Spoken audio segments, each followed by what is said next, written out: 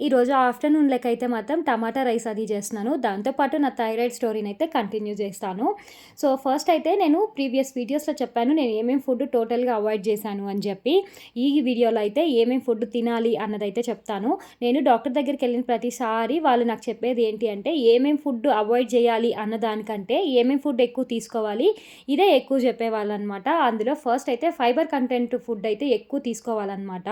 So, ఇదే చెప్పేవాళ్ళు. అందులో ఫస్ట్ అయితే ఎగ్, అలాగే ఫిషు, ఆకుకూరలు, నట్స్ అయితే తీసుకోవాలి అని చెప్పారు. అందులో నేను స్టార్ట్ చేసింది ఏదన్నా ఉంది అంటే ఫిష్‌తోనే. నాకు ఫిష్ స్మెల్ గూడా అంతగా నచ్చేది గాదు. ఏదో ఫంక్షన్‌కెళ్ళినప్పుడు ఫిష్ ఫ్రై పెడితే తిని ఇంక అప్పటినుంచి అలవాటు చేసుకున్నాను. ఫిష్ అయితే తినేదాన్ని.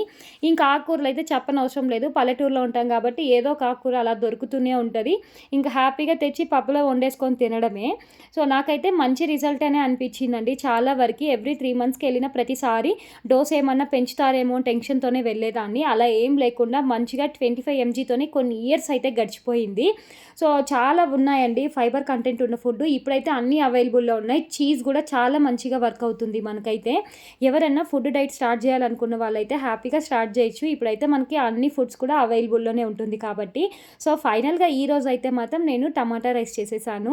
చాలా మంచిగా అయితే కుదిరిందండి ఈరోజు. సో, చాలా రోజుల తర్వాత అయితే ఇలా వేడి వేడిగా తింటున్నాను. అండ్ ఈ డ్రెస్ గురించి చెప్తా నేను.